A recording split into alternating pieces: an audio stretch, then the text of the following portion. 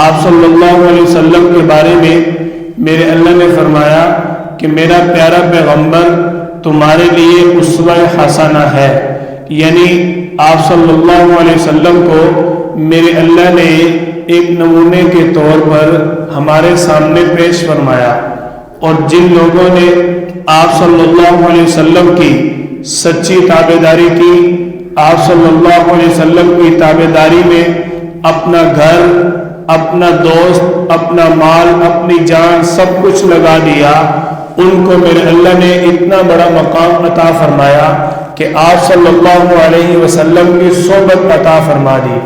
جب آپ صلی اللہ علیہ وسلم کی ان کو صحبت ملی، آپ صلی اللہ علیہ وسلم کی جب ان کو تربیت ملی، نبی کریم صلی اللہ علیہ وسلم کی جب ان کو نسبت ملی، تو میرے اللہ نے آپ صلی اللہ علیہ وسلم کی اس نسبت کی وجہ سے صحابہ کرام کے بارے میں بھی حکم فرما دیا، فَإِنْ آمَنُوا بِمِثْلِ مَا آمَنْتُمْ بِهِ فَقَدِ اهْتَدَوْا، یعنی ایک طرف تو آپ صلی اللہ علیہ وسلم کے بارے میں میرا اللہ یہ فرما رہا ہے کہ میرا پیارا پیغمبر آپ کے لیے اسوہ حسنہ ہے، اس کے نقش قدم پر چل کر تم اپنی زندگی کو کامیاب زندگی بنا سکتے ہو۔ دوسری طرف آپ صلی اللہ علیہ وسلم کے ساتھ نسبت، تعلق اور محبت ہونے کی وجہ سے میرے اللہ نے صحابہ کرام کے بارے میں بھی فرما دیا، فَإِنْ آمَنُوا بِمِثْلِ مَا آمَنْتُمْ بِهِ فَقَدِ اهْتَدَوْا، کہ بس اسی شخص کا ایمان جو ہے وہ قابل قبول ہے، وہی شخص ہدایت پر ہے جو صحابہ کرام کی طرح ایمان لائے گا۔ آج لوگ بات کرتے ہیں کہ صحابہ کرام ایمان لانے کے بعد آپ صلی اللہ علیہ وسلم کے ساتھ رہے، جب آپ صلی اللہ علیہ وسلم اس دنیا سے گئے انہوں نے اسلام کو چھوڑ دیا۔ اس کی ایک چھوٹی سی مثال دیتا ہوں، اپنی بات کو آگے لے کر چلتے ہیں۔ ہم نے آپ صلی اللہ علیہ وسلم کو نہیں دیکھا، دیکھا ہم نے صحابہ کرام کو نہیں دیکھا، ہم نے آپ صلی اللہ علیہ وسلم کے خاندان کو نہیں دیکھا۔ ہمیں کوئی آج کہے اسلام کو چھوڑ دو، ہم اپنی جان تو دے سکتے ہیں، اسلام کو چھوڑ نہیں سکتے۔ جنہوں نے آپ صلی اللہ علیہ وسلم کو دیکھا، آپ صلی اللہ علیہ وسلم کی تربیت حاصل کی، آپ صلی اللہ علیہ وسلم نے جن پر محنت کی، گویا کہ دشمن جو ہے، باطل جو ہے، کافر جو ہے، وہ میرے اور آپ کے پیارے پیغمبر کی تربیت پر اٹیک کر رہا ہے۔ آپ صلی اللہ علیہ وسلم کی تربیت اور محنت کو، دعوت والی محنت کو نشانہ بنائے ہوئے ہیں کہ آپ صلی اللہ علیہ وسلم نے جن لوگوں پر محنت کی وہ محنت 100% کارآمد نہ ہوئی۔ یہی مقصد ہے نا ان کا، جو کہتے ہیں کہ آپ صلی اللہ علیہ وسلم کی محنت کے نتیجے میں آپ کو جو صحابہ کرام ملے وہ آپ کے بعد اسلام کو چھوڑے۔ یہ کیسے ہو سکتا ہے؟ ہم 1400 سال بعد چھوڑنے کے لیے تیار نہیں ہیں۔ ہم اسلام تو کیا، ہمیں تو کوئی یہ کہہ دے کہ ایک کسی مسلمان ادنا صحابی، ایک تو منصب صحابیت سیدنا صدیق اکبر جو سب سے پہلا اللہ تعالی نے ان کو ایک صحابہ کرام میں مقام عطا فرمایا، ایک تو ان کا مقام ہے، جیسے میرے اللہ نے فرمایا اولئک اعظم درجۃ من الذین انفقوا من بعد وقاتلوا، کہ اللہ کے ہاں درجات سب کے ہیں، کسی کا بڑا درجہ ہے، کسی کا کم درجہ ہے۔ وَكُلًّا وَعَدَ اللَّهُ الْحُسْنَىٰ، جنتی تو سارے کے سارے صحابہ ہیں۔ وَاللَّهُ بِمَا تَعْمَلُونَ خَبِيرٌ، اللہ تعالیٰ سارا جانتا ہے کہ اس کے دل میں کیا تھا۔ تم کون ہوتے ہو آج کے دور میں تحقیق کرنے والے؟ ہم کسی ایک ادنا صحابی کے بارے میں کوئی ہمیں کہہ دے آپ اس چیز کا انکار کر دو کہ وہ آپ صلی اللہ علیہ وسلم کی صحبت میں بیٹھنے والا مسلمان صحابی نہیں تھا، ہم مان جائیں گے؟ ہم تو کبھی نہیں مانیں گے۔ ہم کہیں گے کیوں؟ جب میرے پیغمبر نے فرما دیا کہ سعد بن ابی وقاص جنتی ہے، عبد الرحمن بن عوف جنتی ہے، عبیدہ بن جراح جنتی ہے، تو ہم کیسے انکار سکتے ہیں؟ ہم تو ایک صحابی کا انکار کرنے کے لیے تیار نہیں، ہم اپنی جان دے دیں گے، ان کا انکار برداشت نہیں کریں گے۔ تو آج باتیں ہو رہی ہیں کہ انہوں نے آپ صلی اللہ علیہ وسلم کے بعد اسلام کو چھوڑ دیا تھا۔ یہ تو اپنے اپنے عقل کی بات ہے، وہ کہنے والے کیا خوب کہہ گئے قدر نبیدہ ایک ہی جانن دنیا دار کمینے، قدر نبیدہ ایک ہی جانن دنیا دار کمینے، قدر نبیدہ جانن والے سو گئے وچ مدینے۔ اللہ تعالیٰ نے ان کو کیا شان عطا فرمائی، کیا مقام عطا فرمایا، میرے اللہ نے یہ مقام ایسے ہی عطا فرمایا۔ سیدنا صدیق اکبر رضی اللہ تعالیٰ عنہ آپ صلی اللہ علیہ وسلم کی جماعت کے صف اول کے امام ہیں، آپ صلی اللہ علیہ وسلم کی جماعت کے امام ہیں، امام الصحابہ، خلیفہ اول سیدنا صدیق اکبر رضی اللہ تعالیٰ عنہ آپ صلی اللہ علیہ وسلم کی پہلی آواز پر اسلام کو قبول کر لیتے ہیں۔ آپ صلی اللہ علیہ وسلم فرماتے ہیں کہ میرے اوپر ایمان بالغیب لانے والا پہلا فرد سیدنا صدیق اکبر ہے، کوئی دلیل نہیں مانگی۔ آپ صلی اللہ اچھا آج لوگ سوال کرتے ہیں کہ جی سنی کہتے ہیں کہ پہلے نمبر پر صدیق اکبر رضی اللہ عنہ نے اسلام قبول کیا، حالانکہ پہلے نمبر پر تو حضرت علی رضی اللہ عنہ نے اسلام قبول کیا تھا۔ ہم نے کہا ہم نے کب اس بات کا انکار کیا ہے؟ اصل میں دشمن چاہتا ہے کہ ان کو ہم دونوں طرف سے مد مقابل لے آئے، لیکن یہ کیسے ہو سکتا ہے؟ آپ صلی اللہ علیہ وسلم جن کے بارے میں فرما دے اصحابی کالنجوم کلہم اصحاب عدول اصحابہم کلہم عدول، میری ساری کی ساری جماعت حق پر ہے۔ اللہ تعالیٰ خود فرمائے اولئک هم الراشدون اولئک هم المفلحون اولئک هم المؤمنون حقا، اللہ تعالیٰ فرمائے سارے کے سارے صحابہ پکے مومن ہیں۔ تو یہ کیسے ہو سکتا ہے کہ ہم ایک صحابی کے شان دوسرے صحابی کی شان کے مد مقابل لے آئیں؟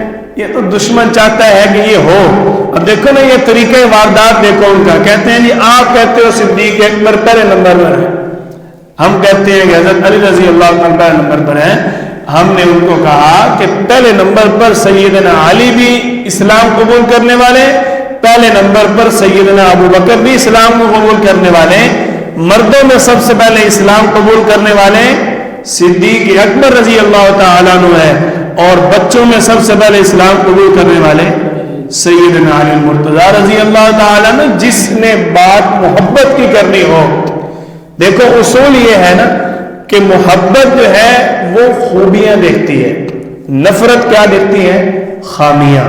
تو جن کو محبت ہے وہ دیکھتے ہیں صحابہ کی خوبیاں، جن کو ہے نفرت وہ کہتے ہیں اسلام سے پہلے یہ ایسے تھے اور اسلام سے پہلے وہ ویسے تھے۔ آپ صلی اللہ علیہ وسلم کے پاس ایک صحابی آئے حضرت عمر بن عاص رضی اللہ تعالیٰ عنہ، آپ صلی اللہ علیہ وسلم کے پاس آئے، یا رسول اللہ میں اسلام قبول کرنا چاہتا ہوں۔ آپ صلی اللہ علیہ وسلم نے فرمایا کہ عمر اپنا ہاتھ آگے کرو، میں تمہارے لیے اپنا ہاتھ بڑھاتا ہوں، تم میرے ہاتھ پر بیعت کرو، اسلام کو قبول کرو۔ بیعت اسلام کی آپ صلی اللہ علیہ وسلم نے دعوت دی۔ حضرت عمر بن عاص رضی اللہ تعالیٰ عنہ اپنا ہاتھ آگے کرتے ہیں، جب آپ صلی اللہ علیہ وسلم اپنا ہاتھ بڑھاتے ہیں تو عمر بن عاص نے اپنا ہاتھ روک لیا، پیچھے کر لیا۔ آپ صلی اللہ علیہ وسلم نے تعجب سے پوچھا عمر کیا ہوا؟ حضرت عمر بن عاص رضی اللہ تعالیٰ عنہ عرض کرتے ہیں یا رسول اللہ میں نے جو حالت شرک کے اندر زندگی گزاری تھی، جو میرے سے حالت کفر میں گناہ ہوئے تھے، کیا وہ میرے سارے معاف ہو جائیں گے؟ آپ اس بات کی گارنٹی دیتے ہو؟ ورنہ میں تو یہی سمجھتا ہوں کہ میں جتنا گناہگار ہوں میرا گناہگار ہاتھ آپ کو لگ نہ جائے۔ آپ صلی اللہ علیہ وسلم نے فرمایا ان اللہ لا یغفر ان یشرک بہ ویغفر ما دون ذلک، کہ جس کو اللہ تعالیٰ نے مغفرت کر دی، اسلام کو قبول کر لیا، جس نے شرک کو بالکل ترک کر دیا، اللہ تعالیٰ نے اس کے سارے پچھلے گناہ معاف کر دیے۔ ایک روایت کے اندر تو یہ بھی آتا ہے کہ اللہ تعالیٰ اس کے سارے پچھلے گناہوں کو نیکیوں کے اندر بدل دیتے ہیں۔ آپ صلی اللہ علیہ وسلم کے صحابہ کا تو یہ مزاج ہے، اور آج حالت کفر کی باتیں ہو رہی ہیں۔ بس عقل نہ ہو تو پھر ایسے ہی ہوتا ہے۔ سیدنا صدیق اکبر رضی اللہ تعالیٰ عنہ آپ صلی اللہ علیہ وسلم کے کتنے پیارے صحابی ہیں۔ اللہ تعالیٰ نے صدیق اکبر رضی اللہ تعالیٰ عنہ کو جو مقام عطا فرمایا وہ مقام کسی صحابی کو بھی حاصل نہیں تھا۔ صدیق اکبر رضی اللہ تعالیٰ عنہ وہ صحابی ہیں کہ جنہوں نے ابھی تک اسلام قبول نہیں کیا، اس وقت پہلے ہی ان عیسائیوں کی کتابوں کے اندر یہ بات موجود تھی کہ ایک محمد بن عبداللہ صلی اللہ علیہ وسلم آخری نبی آئے گا اور اس کا ایک ساتھی ہوگا جو اس کے بعد اس کا خلیفہ بنے گا۔ ابھی آپ صلی اللہ علیہ وسلم کو نبوت نہیں ملی، ابھی آپ صلی اللہ علیہ وسلم نبوت کا اعلان نہیں کیا، ابھی سیدنا صدیق اکبر رضی اللہ تعالیٰ عنہ خلیفہ مقرر نہیں ہوئے، اس سے پہلے سے انجیل کے اندر عیسائیوں کی کتاب کے اندر یہ بات موجود تھی۔ بصرہ کا ایک محل جس کے اندر حضرت جبیر بن مطعم رضی اللہ تعالیٰ عنہ فرماتے ہیں، روایت کرتے ہیں حضرت جبیر بن مطعم رضی اللہ تعالیٰ عنہ کہ جب آپ صلی اللہ علیہ وسلم نے نبوت کا اعلان کیا اس وقت میں شام کے علاقے میں تھا۔ جب شام کے علاقے کے لوگوں کو معلوم ہوا کہ کسی نے مکے کے اندر حرم کے علاقے کے اندر نبوت کا دعویٰ کر دیا ہے تو فرماتے ہیں حضرت جبیر بن مطعم رضی اللہ تعالیٰ عنہ میرے پاس ایک عیسائی آیا اور وہاں پوچھنے لگا، اسی منڈی کے اندر جہاں میں کاروبار کے لیے گیا ہوا تھا، پوچھنے لگا کہ تم میں کوئی اہل مکہ کا فرد ہے، کوئی ایسا شخص ہو جو اہل حرم کا یہاں آیا ہو؟ حضرت جبیر بن مطعم رضی اللہ تعالیٰ عنہ فرماتے ہیں کہ میں نے اس عیسائی سے کہا میں ہوں، میں اہل حرم کا رہنے والا ہوں۔ کہنے لگے وہ مجھے پکڑ کر اپنے گرجا گھر میں لے گیا، اپنے اس محل کے اندر لے گیا جہاں انہوں نے اپنی کتاب کے اندر ملنے والی چیزیں، ان کے نقشے اور ان کی تصویریں اور ان کی نشانیاں جمع کی ہوئی تھی، لگائی ہوئی تھی۔ حضرت جبیر بن مطعم رضی اللہ تعالیٰ عنہ فرماتے ہیں مجھے پہلے ایک کمرے کے اندر لے کر جاتے ہیں اور مجھے دکھاتے ہیں پہچانو ان میں کہیں وہ شخص ہے جس نے ابھی نبوت کا دعویٰ کیا ہے۔ حضرت جبیر بن مطعم رضی اللہ تعالیٰ عنہ فرماتے ہیں میں نے پوری توجہ سے دیکھا، مجھے کوئی تصویر نظر نہ آئی۔ پھر وہ مجھے اپنے بڑے محل میں لے کر گیا جہاں انہوں نے اپنی کتاب کے مطابق بڑے بڑے سرداروں کی، بڑے بڑے آنے والے اور بڑے بڑے گزرنے والے افراد کی تصویریں لگائی ہوئی تھی۔ پھر انہوں نے کہا یہاں دیکھو اگر کوئی ایسی تصویر نظر آئے تو بتاؤ۔ حضرت جبیر بن مطعم رضی اللہ تعالیٰ فرماتے ہیں میں نے ایک تصویر پر ہاتھ رکھ دیا کہ یہ تصویر میرے پیارے پیغمبر محمد بن عبداللہ صلی اللہ علیہ وسلم کی ہے، اور یہ جو اس کا دامن پکڑے ہوئے ہے یہ ابن ابی قحافہ عبداللہ بن ابی بکر عبداللہ بن ابی قحافہ ہے، سیدنا صدیق اکبر رضی اللہ تعالیٰ عنہ ہیں۔ دیکھو آپ صلی اللہ علیہ وسلم نے تو مکے میں اعلان کیا، ابھی جبیر بن مطعم رضی اللہ تعالیٰ عنہ کو دعوت کا پیغام نہیں پہنچا، ابھی صدیق اکبر رضی اللہ تعالیٰ عنہ کو خلافت نہیں ملی، اس سے پہلے سے انجیل کے جو عیسائی ہیں اس کے ماننے والے وہ اس بات کی وضاحت کر رہے ہیں کہ دیکھو یہ جو اس کا دامن پکڑے ہوئے ہے یہ ابن ابی قحافہ کا بیٹا ہے جس کا نام ابو بکر ہے، اور اس کے بعد اس نبی کے بعد اس پیغمبر کے بعد مسلمانوں کا پہلا خلیفہ ہوگا۔ آپ صلی اللہ علیہ وسلم کے صحابہ کی کوئی عام بات؟ سیدنا صدیق اکبر رضی اللہ تعالیٰ عنہ کو اللہ تعالیٰ نے یہ مقام عطا فرمایا کہ آپ صلی اللہ علیہ وسلم پر ایمان لانے والے جو صحابہ ہیں ان میں واحد یہ نعمت سیدنا صدیق اکبر رضی اللہ تعالیٰ عنہ کو ملی کہ جن کا باپ بھی صحابی، خود بھی صحابی، بیٹا بھی صحابی اور پوتا بھی صحابی، 4 پشتوں کے اندر سیدنا صدیق اکبر رضی اللہ تعالیٰ عنہ کی 4 پشتوں میں اللہ تعالیٰ نے اسلام کو پھیلا دیا۔ یہ سیدنا صدیق اکبر رضی اللہ تعالیٰ عنہ کی خصوصیت ہے۔ اللہ تعالیٰ نے قرآن کریم کے اندر آپ صلی اللہ علیہ وسلم کا دوست، آپ صلی اللہ علیہ وسلم کا ساتھی، آپ صلی اللہ علیہ وسلم کے ایک کے ساتھ دوسرا وہ سیدنا صدیق اکبر رضی اللہ تعالی عنہ کو پکارا ہے. اذ یقول لصاحبہ لا تحزن ان اللہ معنا اذ ہما فی الغار. وہ دونوں جو غار کے اندر تھے ان میں اس کا ایک ساتھی اور ایک ہمارا پیارا حبیب صلی اللہ علیہ وسلم. یہ اللہ تعالیٰ فرما رہے ہیں سیدنا صدیق اکبر رضی اللہ تعالیٰ عنہ کی خلافت کا انکار درکنار، سیدنا صدیق اکبر رضی اللہ تعالیٰ عنہ کی منصب صحابیت کا انکار کرنے والا ہی اسلام سے نکل جاتا ہے. کیوں؟ یہ نص قطعی قرآن سے ثابت ہے. آپ صلی اللہ علیہ وسلم جب غار ثور میں تھے، سیدنا صدیق اکبر رضی اللہ تعالیٰ عنہ ساتھ تھے، تو اسی وقت تو اللہ تعالیٰ نے جبریل علیہ السلام کو قرآن دے کر بھیجا اذ ہما فی الغار اذ یقول لصاحبہ لا تحزن ان اللہ معنا. اپنے اس ساتھی سے کہہ دو نا کہ آپ کو گھبرانے کی، غم کرنے کی، پریشان ہونے کی ضرورت نہیں ہے، کیونکہ اللہ ہمارے ساتھ ہے.